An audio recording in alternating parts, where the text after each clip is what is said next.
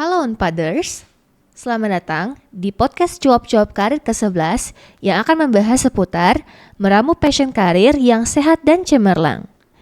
Pada kesempatan kali ini, kita akan mendatangkan narasumber yang sangat berpengalaman di bidangnya. Dan sebelum lebih lanjut, izinkan saya selaku moderator akan membacakan secara singkat CV dari pembicara kita pada kesempatan kali ini. Beliau adalah Profesor Dr. Insinyur Lovita Andriani MS. Bu Lovita merupakan profesor fisiologi ternak di Fakultas Peternakan Universitas Padjadjaran. Beliau juga telah mengenyam pendidikan sarjana, magister, dan doktor di Universitas Padjadjaran juga. Beberapa bidang fokus yang sampai saat ini telah dijalankan oleh Bu Lovita diantaranya perbaikan lipid darah dan biokimia darah, yogurt dan soy yogurt probiotik untuk anti-aging, dan pertumbuhan monogastrik dan poligastrik. Beberapa karir yang telah dijalankan oleh Bu Lovita seperti penelitian, publikasi artikel dalam jurnal internasional terindeks Scopus, bahkan sampai kepada konferensi internasional dan juga reviewer dari jurnal telah dijalankan dan dinikmati oleh Bu Lovita sampai saat ini. Tanpa berpikir panjang lagi, marilah kita bersambut dan menyambut sama-sama Bu Lovita Andriani selaku narasumber kita pada hari ini. Halo, selamat siang Unpaders. Sebelum kita bincang-bincang pada siang hari ini, saya walaupun tadi sudah diperkenalkan oleh moderator, saya akan perkenalkan sekali lagi. Nama saya Lovita Andriani. Saya adalah seorang guru besar di Fakultas Peternakan, yaitu guru besar fisiologi, dan berkecimpung di bidang mengajar di bidang fisiologi, biochemistry, juga probiotik, dan dinaungi di Departemen Nutrisi dan Pakan Ternak. Mungkin itu yang bisa saya sampaikan. Terima kasih, moderator. Baik, untuk sekarang ini, marilah kita bersama-sama sampai ke tahapan terkait topik pertanyaan dan jawaban yang akan disampaikan oleh Bu Lovita pada kali ini. Kita mulai dari pertanyaan pertama. Apa yang dimaksud dengan passion dalam konteks pengembangan karir di bidang ilmiah? Dan bagaimana passion tersebut dapat mendorong kemajuan dan inovasi dalam penelitian atau pengembangan ilmu pengetahuan? Kepada narasumber dipersilakan. Baik, pertanyaan pertama, saya mungkin akan menjawab saja dengan singkat bahwa passion itu adalah kecenderungan dalam melakukan pekerjaan yang disukai dan dianggap penting. Jadi beda dengan skill ya. Kalau skill, nah kalau passion ini contohnya saya adalah pengajar biokimia, saya pengajar fisiologi saya mengajar organ tubuh, ginjal, kemudian jantung dan lain-lain. Dan biokimia itu adalah saya mengajar bagaimana reaksi yang terjadi di dalam tubuh kita setelah kita mengkonsumsi atau makan sesuatu gitu. Nah, tentunya passion itu harus sesuai dengan ilmu kita atau latar belakang kita. Kalau saya fisiologi dan biokimia, saya membuat yogurt untuk mendapatkan kualitas yang bagus saja itu nggak pas, nggak cocok. Karena fisiologi dan biokimia itu lebih cenderung ke kesehatan. Ya, jadi passion saya adalah latar belakangnya adalah pengajar fisiologi, biokimia dan probiotik, peneliti peneliti yogurt untuk meningkatkan kesehatan, baik kesehatan usus ataupun kesehatan organ. Mungkin itu yang bisa saya sampaikan, Matilda. Oke, pertanyaannya cukup menarik ya pada kesempatan siang kali ini. Kita lanjut lagi ke pertanyaan berikutnya mengenai bagaimana cara yang efektif untuk mengidentifikasi passion di bidang ilmiah dan mengintegrasikannya ke dalam pengembangan karir yang spesifik, seperti dalam penelitian kesehatan atau bioteknologi. Baik, pertanyaan kedua sebetulnya sedikit sudah saya singgung di dalam jawaban yang pertama ya. Jadi mengintegrasi pengembangan karir ini terkait dengan topik yang interest ya. Kemudian topik pembicaraan yang dilakukan oleh banyak orang gitu bahwa menarik banget sih kalau yogurt probiotik itu untuk dibicarakan karena akhir-akhir ini banyak masyarakat yang cenderung untuk concern terhadap kesehatan ya. Jadi punya perhatian tinggi terhadap kesehatan. Nah, saya juga sangat tertarik ini dan kalau saya boleh bicara bahwa saya tidak mengkonsumsi obat-obatan dan selama 20 tahun ini saya hanya mengkonsumsi yogurt probiotik, artinya yogurt yang yang dibuat dengan memfermentasi bakteri-bakteri yang handal atau bakteri-bakteri terpilih gitu untuk meningkatkan kesehatan itu. Oke, kita lanjut lagi ke pertanyaan berikutnya terkait dengan apa saja strategi yang dapat digunakan untuk mengembangkan passion di bidang ilmiah menjadi karir yang sehat dan berkelanjutan, baik dalam penelitian maupun aplikasi industri. Ya, baik, terima kasih. Jadi ada beberapa hal yang harus kita perhatikan di dalam strategi untuk yang kita gunakan untuk mengembangkan passion kita itu. Yang pertama adalah interest topik. Interest ya, topiknya itu meskipun bukan passion kita ya. Sebetulnya kadang bukan passion kita, tapi kita tertarik untuk topik itu. Karena apa? Karena topik itu bermakna dan punya tujuan itu. Kedua, mungkin komunitasnya tepat ya. Jadi kita meneliti penggunanya ada ya. Seperti di Bandung, di Jawa gitu ya. Di Jawa ini interest terhadap kesehatan itu tinggi sekali dibandingkan dari di luar pulau Jawa gitu ya. Kemudian jalur roadmap-nya jelas. Jalur roadmap-nya jelas itu saya meneliti yogurt ini sudah 20 atau 21 tahun. Diawali dengan bagaimana membuat yogurt dengan komposisi mikrobiota A, kemudian AB digabungkan ABC. Kemudian gabung juga dengan imbangan 1:1 atau 1:2 dan dengan hewan percobaan yang beragam. Saya dari peternakan melakukan juga percobaan pada ayam. Bagaimana ayam menjelang akhir ini masa produksinya bisa diperpanjang. Kemudian dari peternakan saya juga hewan cobanya tikus. Hewan coba tikus itu yang sangat dekat dengan manusia ya, sebagai hewan uji pada manusia.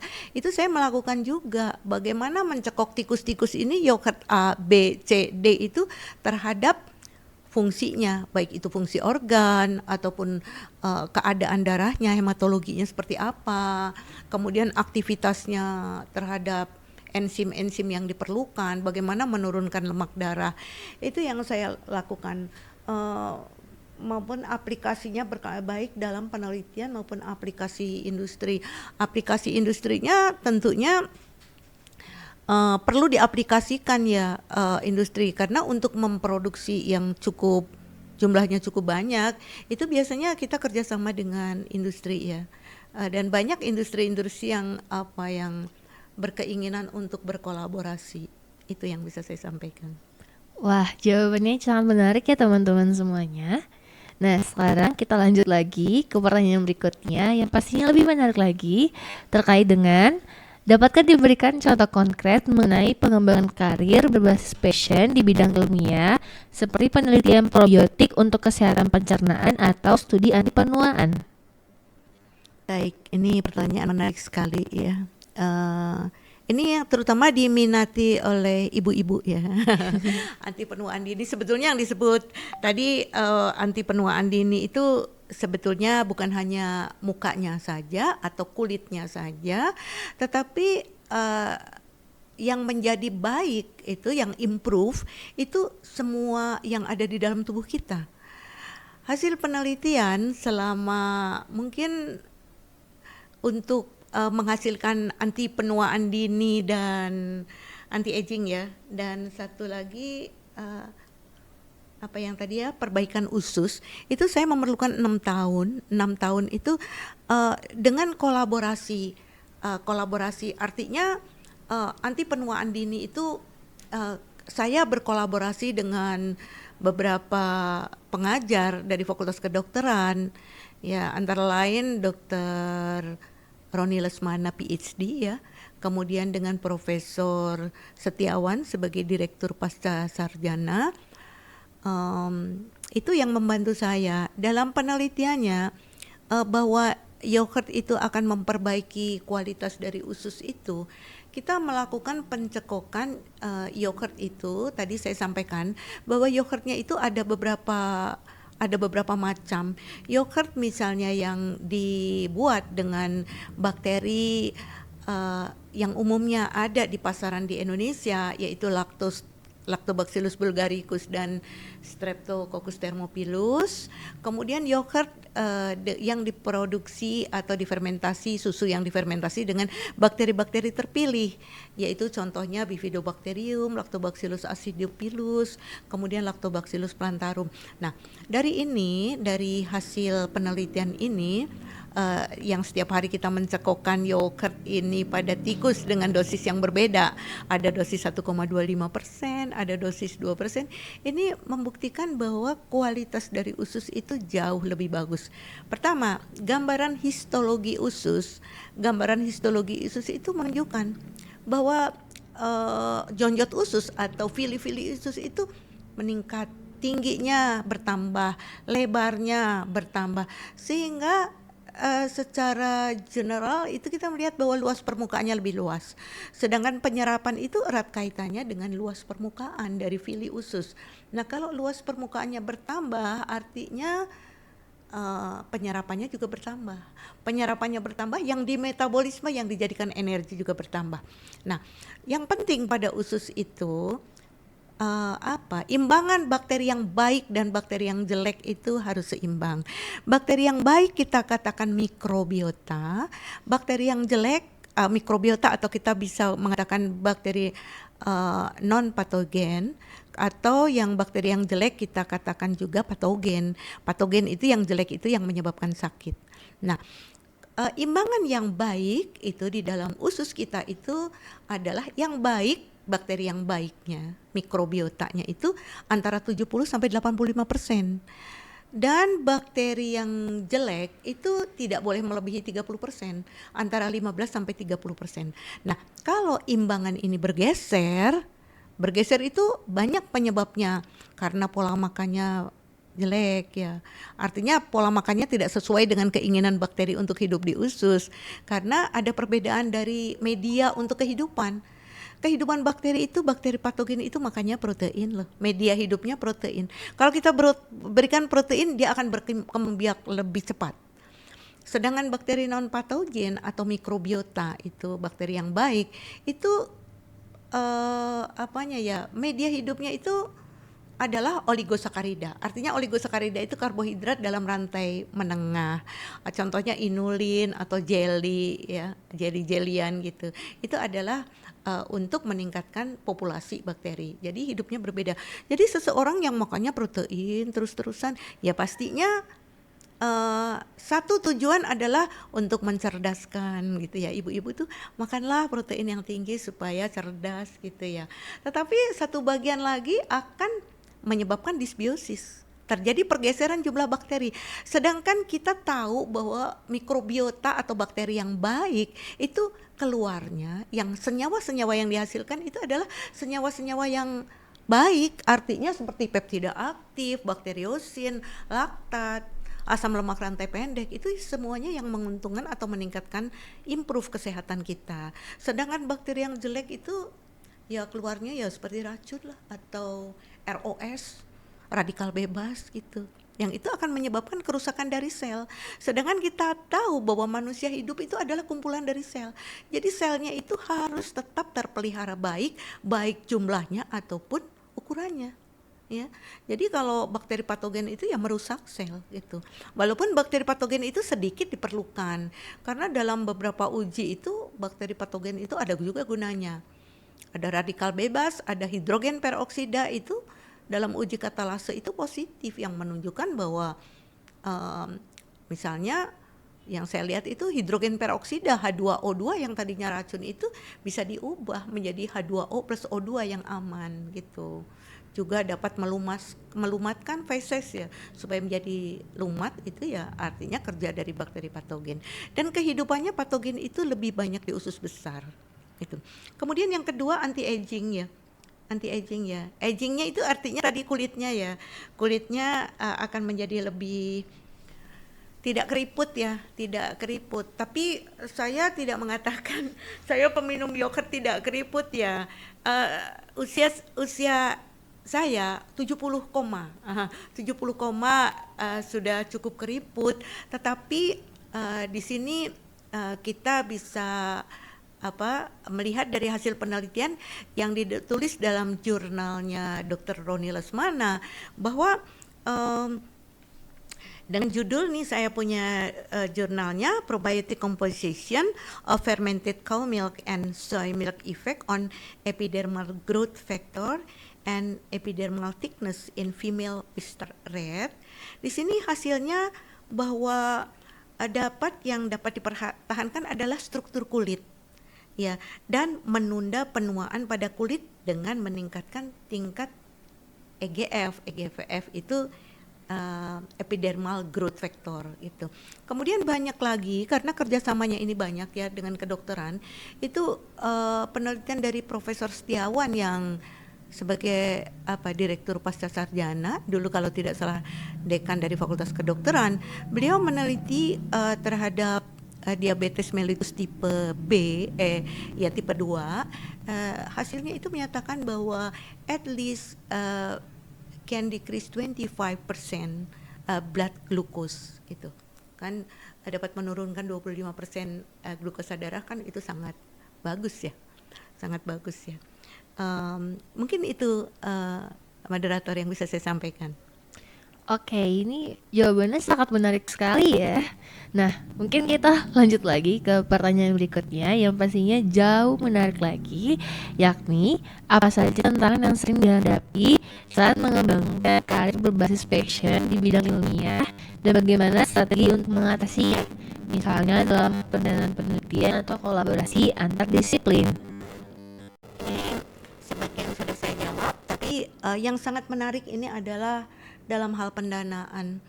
Pendanaan ini sebetulnya ada pendanaan baik itu dari universitas ataupun dari Dikti ya.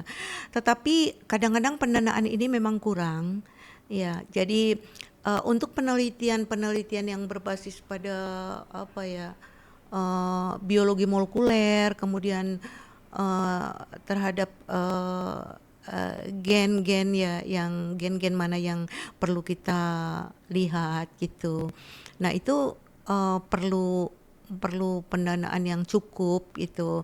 Kemudian alat-alat untuk produksi.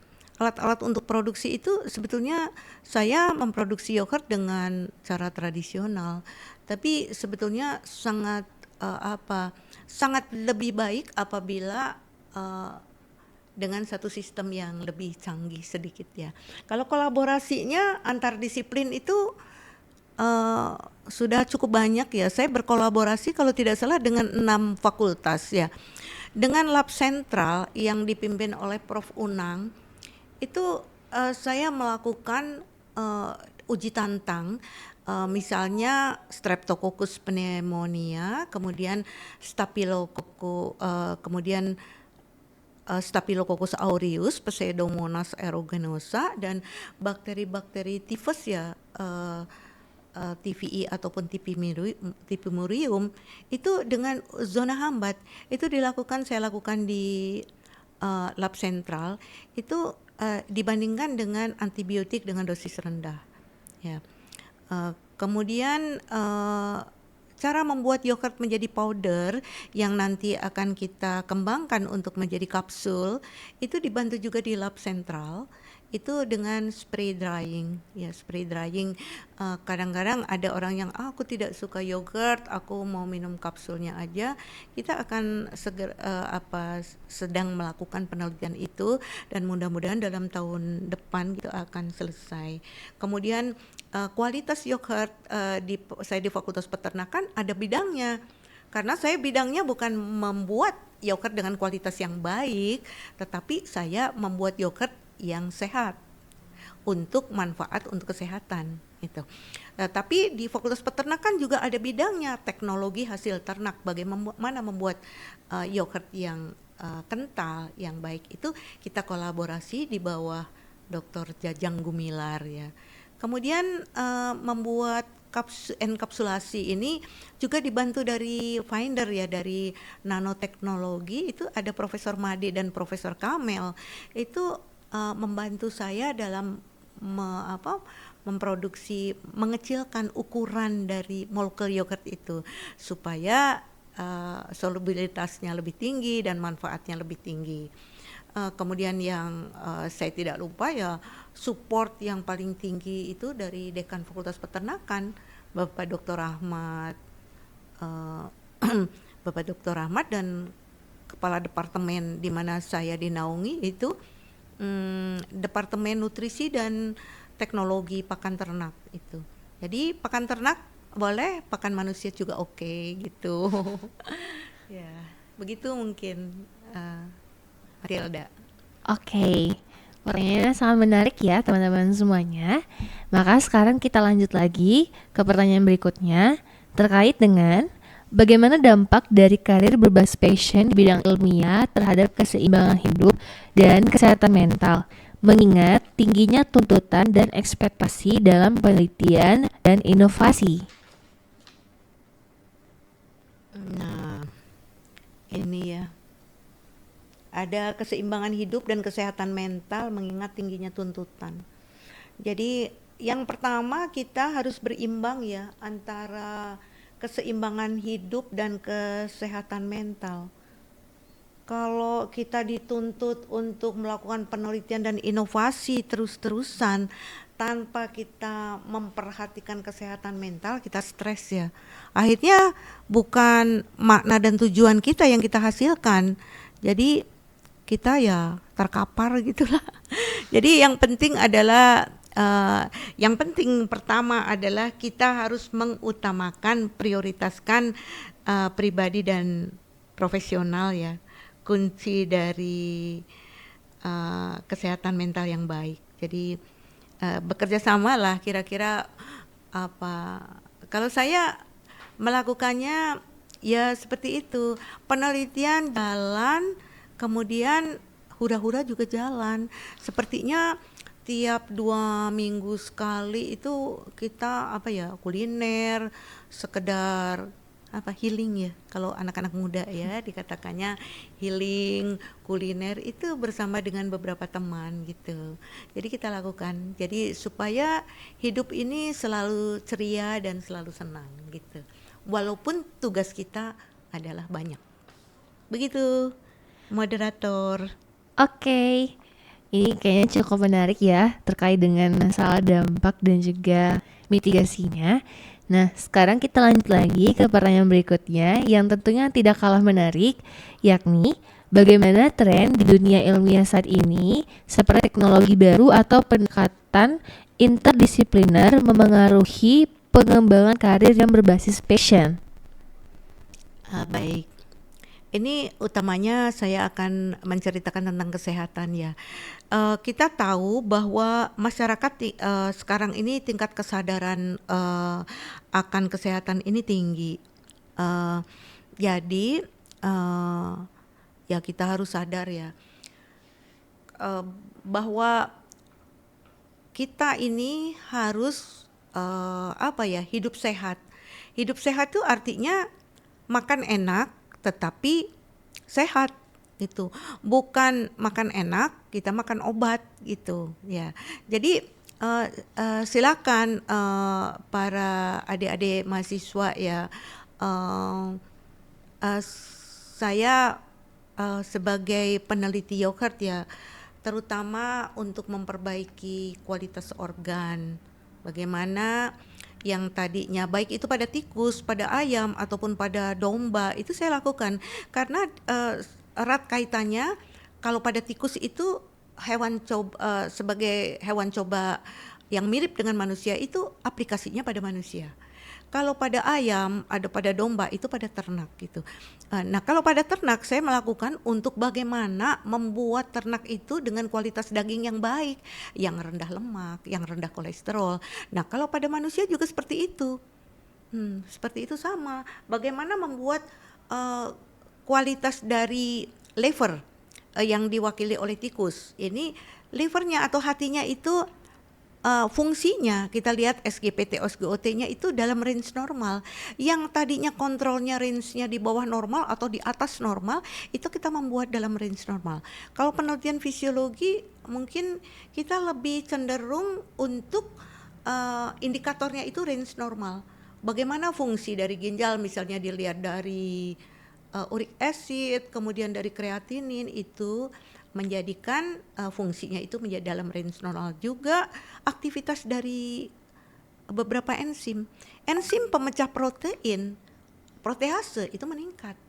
Jadi protein yang ada di dalam yogurt itu jadi yang di dalam yogurt itu dengan bakteri-bakteri terpilih itu mempunyai aktivitas enzim yang lebih tinggi dibandingkan yang tidak diberi yogurt gitu, dibandingkan dengan susu misalnya gitu. Kemudian aktivitas dari enzim lipase yang dapat memecah lipid itu akan berkurang ya. Jadi lipidnya itu akan berkurang. Kita dibuktikan kalau pada ayam itu lipidnya itu adalah lipid di dalam kuning telur, lipid atau kolesterol di dalam kuning telur itu berkurang. Tetapi protein di dalam kuning telur itu meningkat, itu pada ayam ya. Kemudian kalau pada domba saya melakukannya kualitas dari daging. Bahkan kalau pada domba ada satu penelitian yang betul-betul saya kurang suka ya.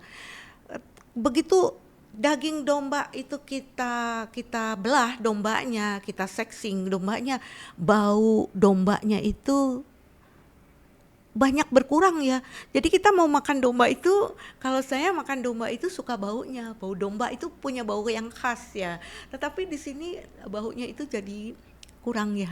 Itu kalau pada domba itu ya. Tapi untuk memperpanjang produksi ayam-ayam yang menjelang afkir yang tadinya produksinya sudah 50% bisa diperpanjang hingga 3 bulan. Jadi itu merupakan satu keuntungan itu ya. Mungkin itu Matilda. Mungkin ada beberapa yang kelewat, boleh nanti ditambahkan di belakang. Silahkan. Oke. Baik, itu dia jawaban dari pertanyaan yang tadi. Maka sekarang kita lanjut ke pertanyaan terakhir sekaligus menutup pertanyaan pada hari ini terkait dengan bagaimana cara memastikan bahwa passion di bidang ilmiah tetap relevan dengan kebutuhan industri atau perkembangan terkini di bidang tersebut.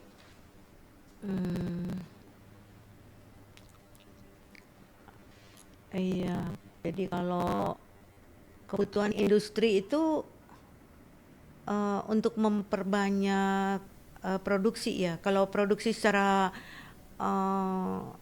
saya tidak bisa memproduksi banyak ya, paling 50 liter, 70 liter satu hari. Tapi kalau industri itu saya bisa memproduksi, sebagai produsen saya bisa memproduksi tinggi sehingga saya katakan bahwa ini perlu diproduksi tinggi karena pada waktu saya belajar dulu penelitian PhD saya di ITB itu selama 5 hampir 6 tahun, itu latar belakangnya itu adalah bagaimana memformulasi yogurt untuk mencegah kanker usus atau untuk menurunkan bakteri jelek di dalam usus gitu. Dan itu buktinya berhasil, dapat bakteri-bakteri dalam usus itu berkurang hingga 58%.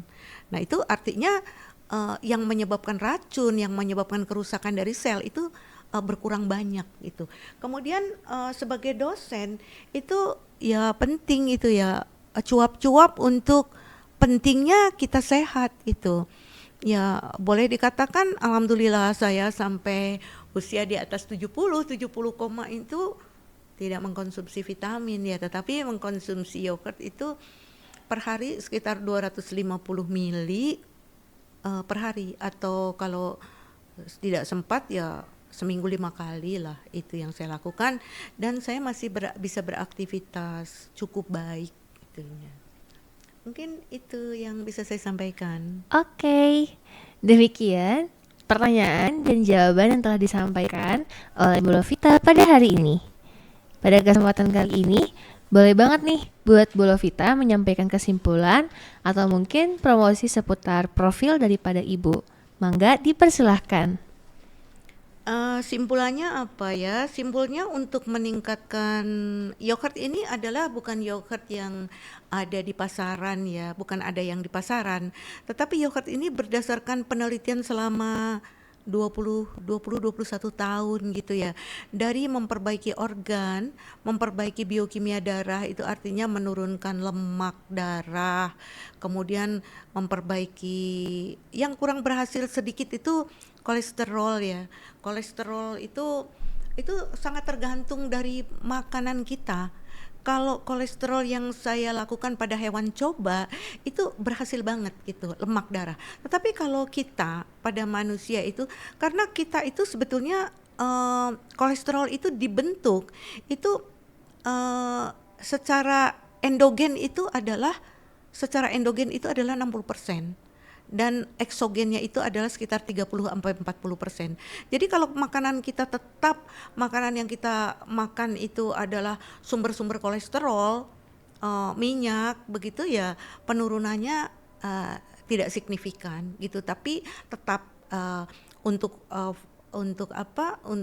manfaat-manfaat yang lain seperti fungsi hati, fungsi ginjal, kemudian protein darah, itu ada perbaikan dan alhamdulillah saya sampai sekarang dalam usia 70 masih ya bisa bermain tenis, bisa bermain pingpong gitu ya.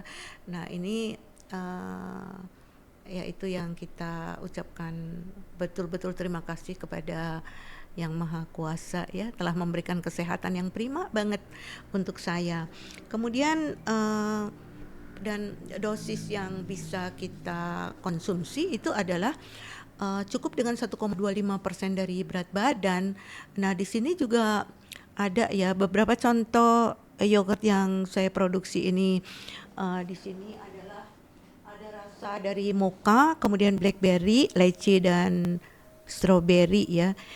Itu bisa didapatkan ya.